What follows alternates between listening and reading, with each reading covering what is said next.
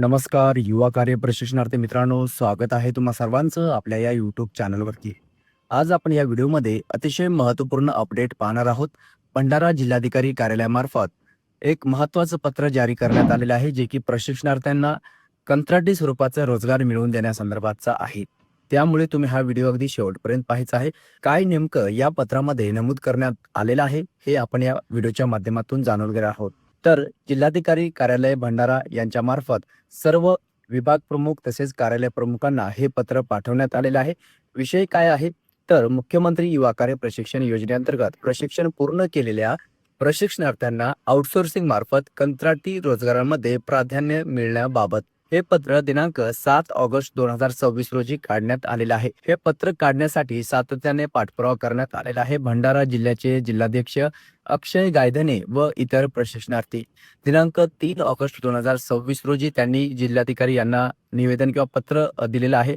त्या पत्रास अनुसरून हे पत्र आता जिल्हाधिकारी कार्यालयामार्फत काढण्यात आलेलं आहे. नेमकं या पत्रामध्ये काय नमूद करण्यात आलेलं आहे पहा. मुख्यमंत्री युवा कार्य प्रशिक्षण योजनेअंतर्गत 11 महिन्याचं प्रशिक्षण ज्यांनी यशस्वीरित्या पूर्ण केलेले आहे अशा प्रशिक्षणार्थ्यांना शासकीय असेल, निमशासकीय असेल किंवा इतर संबंधित संस्था असतील, तर यामध्ये प्राधान्याने बाह्य स्रोतामार्फत जी पदे भरण्यात येणार आहेत त्या पदभरतीमध्ये त्यांना प्राधान्य देण्यात यावे, जेणेकरून या प्रशिक्षित तरुणांच्या हाताला काम मिळेल आणि बेरोजगारी कमी होण्यास मदत होईल. तर अशा प्रकारे या पत्रामध्ये नमूद करण्यात आलेलं आहे. आता हे पत्र भंडारा जिल्हाधिकारी यांच्या मार्फत सर्व कार्यालय प्रमुख असेल किंवा विभाग प्रमुख असेल या सर्वांना पाठवण्यात आलेले आहे. आता बरेचशा प्रशिक्षणार्थी मित्रांच्या मनामध्ये एक प्रश्न देखील उभा राहतो, तो म्हणजे भंडारा जिल्ह्यामधून पत्र निघालेलं आहे, इतरही जिल्ह्यामधून निघालेलं आहे, तर अशाच प्रकारचं पत्र राज्य सरकारच्या माध्यमातून निघू शकणार नाही का?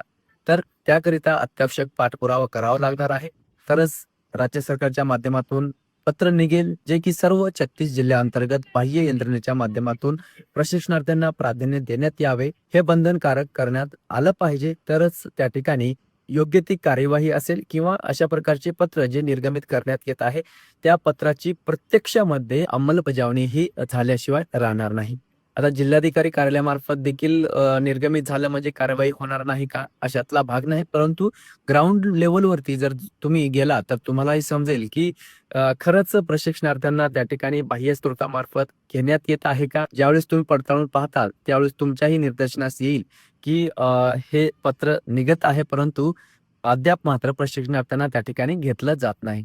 ही वस्तुस्थिती आहे मित्रांनो. त्यामुळे पाठपुरावा सातत्याने करणं हे गरजेचं आहे. आता भागवत कबाडे सरांनी जे उपोषण केलं त्या उपोषणानंतर कौशल्य विभाग आयुक्तांसोबत बैठक निश्चित करू असं देखील त्या पत्रामध्ये सांगण्यात आलेलं आहे. अद्याप बैठकी संदर्भातचं वेळ तारीख हे जाहीर करण्यात आले नाही, परंतु आपण आशा करूया या बैठकीमध्ये प्रशिक्षणार्थ्यांना न्याय मिळवून देण्यासंदर्भात योग्य निर्णय सरकार घेईल.